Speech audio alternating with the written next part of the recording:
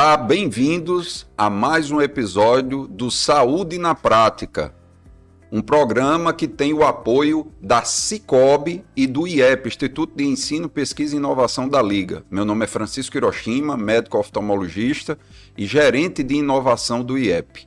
E hoje temos a satisfação de receber aqui o Dr. James Maciel, diretor do Departamento de Hematologia do Hemonorte e médico hematologista. Bem-vindo, James. Obrigado, Hiroshima. Obrigado a todos vocês que estão assistindo. Vamos aqui trazer para vocês algumas dúvidas que o pessoal nos pergunta e que trazemos aqui especialistas de alto gabarito como você para tentar esclarecer as dúvidas da nossa população. James, quais são os principais mitos e verdades com relação à doação de sangue? Existem várias dúvidas em relação à doação de sangue. Talvez as mais frequentes que a gente costuma escutar são se eu precisaria estar de jejum para doar sangue. E o jejum, obviamente, que não é necessário, inclusive não é interessante, porque durante a doação, como você perde uma determinada quantidade de volume, você, ao estar em jejum, aumenta a chance de você ter reações como uma reação que a gente chama de reação vasovagal, de você, após a doação, você ter tontura, sensação de desmaio. Então, realmente, a recomendação é que você se alimente adequadamente antes de fazer a doação. Outras dúvidas em relação à doação de sangue é quantas vezes eu poderia doar sangue ao longo do ano.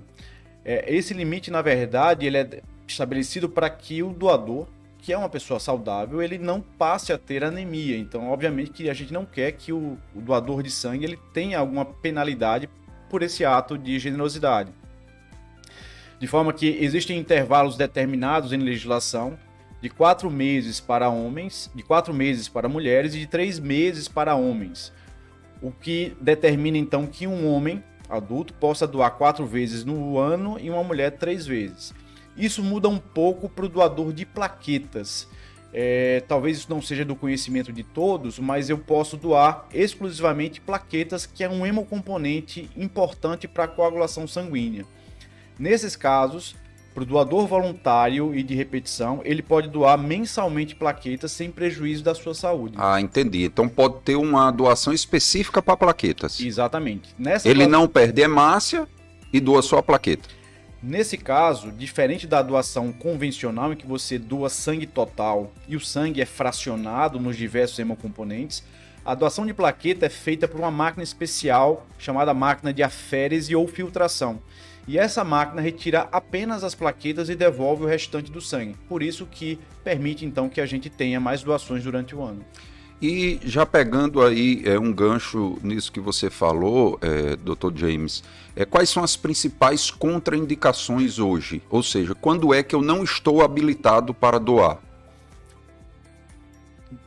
Em linhas gerais, todo paciente adulto com mais de 18 anos e menos do que 60 anos, se não me falha a memória na RDC, 60 a 65 anos, que goze de boa condição de saúde. E mais de 50 quilos? Tem mais isso de 50 ainda? quilos. Isso. Ele pode doar sangue. Quando a gente fala de goza de boa condição de saúde, então assim, ele não pode ter nenhuma doença crônica, geralmente não pode estar em uso de nenhuma medicação de uso crônico. Então, pacientes diabéticos, pacientes hipertensos, em linha geral, já não poderiam doar por esse fator. Pacientes que tiveram cirurgia recente também, eles têm um intervalo de tempo para a próxima doação, a depender do tipo de cirurgia, se é uma cirurgia de pequeno porte ou de grande porte. Pacientes que têm câncer, infelizmente, não podem doar, isso é uma inaptidão definitiva. Então, mesmo que você tenha tido câncer no passado, tenha sido curado desse câncer, infelizmente você fica inapto para o resto da vida. Pacientes com doenças infecciosas, também depende do tipo de doença infecciosa. Então, infecções mais simples, como resfriados comuns, gripes, Covid, inabilitam para a doação sanguínea pelo menos por 15 dias. Então, o Covid só após 15 dias do término dos sintomas. Exatamente, você poderia doar.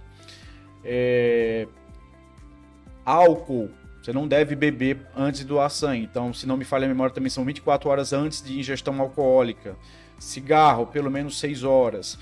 também, se não me falha a memória, talvez eu possa incorrer em algum tipo de... Até porque essas é pela RDC, né? Ocorrem mudanças, né? Exato. Antigamente algumas contraindicações eram aceitas e hoje já caiu por tabela, não é isso?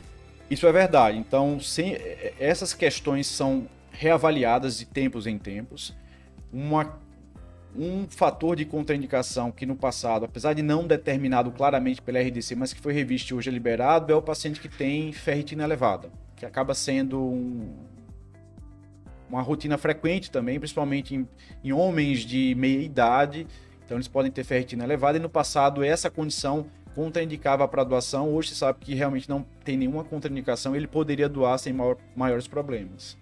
Eu quero pedir licença a você, Dr. James, para agora a gente trazer a vinheta do nosso apoiador, que é a Cicobi, que sem ela a gente não tinha como realizar o videocast Saúde na Prática. Então deixo vocês agora com a Cicobi. Eu só queria te contar que vale a pena conhecer o cooperativismo. A ideia é simples, a união de pessoas. Um movimento financeiro e social em que você não é cliente, é dona e dono. Isso é ter voz. Participação até nos resultados. Cooperativa não é banco, mas tem tudo que um banco tem. Não é fintech, mas é digital. Não é discurso, é inclusão de verdade. Está no povoado que não tinha luz, na comunidade que nem banco tinha. É a parceira da pequena produção que virou toneladas. E tudo isso só foi possível porque muita gente acreditou. No cooperativismo financeiro é assim. Quanto mais gente fizer parte, maior será a transformação. Tá aí a explicação. Tem explicação, tem explicação. Mais que uma escolha financeira. Cicobi. Dr. James, outra dúvida também que os pacientes em geral não sabem é que uma doação pode beneficiar mais de um receptor. Isso é verdade, né? Isso. Ao doar sangue total, esse sangue vai ser fracionado e vai ser separado então em glóbulos vermelhos ou hemácias, plaquetas e plasma. Então, de uma bolsa de sangue eu consigo retirar ou extrair uma bolsa de hemácias, uma bolsa de plaquetas randômicas e uma bolsa de plasma. Então, posso beneficiar pelo menos 3 pacientes. Lembrando também que esse plasma a gente não faz aqui, mas a gente está para renovar uma parceria com um grupo francês de biotecnologia que extrai então fatores ou proteínas específicas do plasma, como anticorpos, como fatores que auxiliam na coagulação sanguínea, como a albumina, e isso acaba também ajudando uma enormidade de pacientes com diversas condições de saúde. Amplia mais ainda o número de receptores. Amplia mais ainda o número de receptores de pessoas que estão sendo beneficiadas por esse ato de doação. Dr. James, e agora para terminar, existe algum malefício de quem doa o sangue, plaquetas ou o sangue total? Existe alguma coisa que a pessoa tenha que ter medo? Ou seja, afina o sangue, eu vou ter que ficar dependente de estar doando, eu vou ficar vermelho porque o sangue vai ficar sendo mais produzido. Procede esses medos? Esses são também mitos frequentes que a gente acaba escutando. Não há um malefício claro para a doação sanguínea, além, obviamente, do risco de anemia. Mas é por isso que também há uma triagem, há critérios para a doação. Todo paciente passa por uma avaliação rápida da sua quantidade de hemácias. Se ele não preenche também esse critério mínimo de uma quantidade mínima que o colocaria em risco de anemia, ele já não segue para a doação sanguínea. De forma que a doação é um procedimento seguro, é um procedimento que ajuda várias vidas, tem um impacto social enorme em ajudar diversos pacientes com câncer, com cirurgias, transplantes.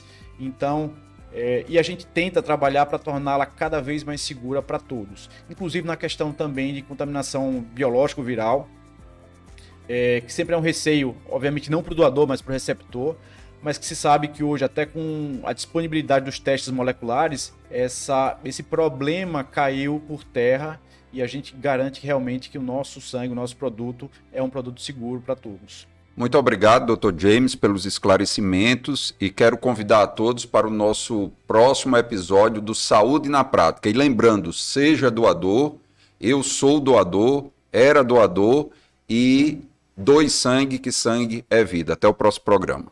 Obrigado pelo convite e um abraço a todos.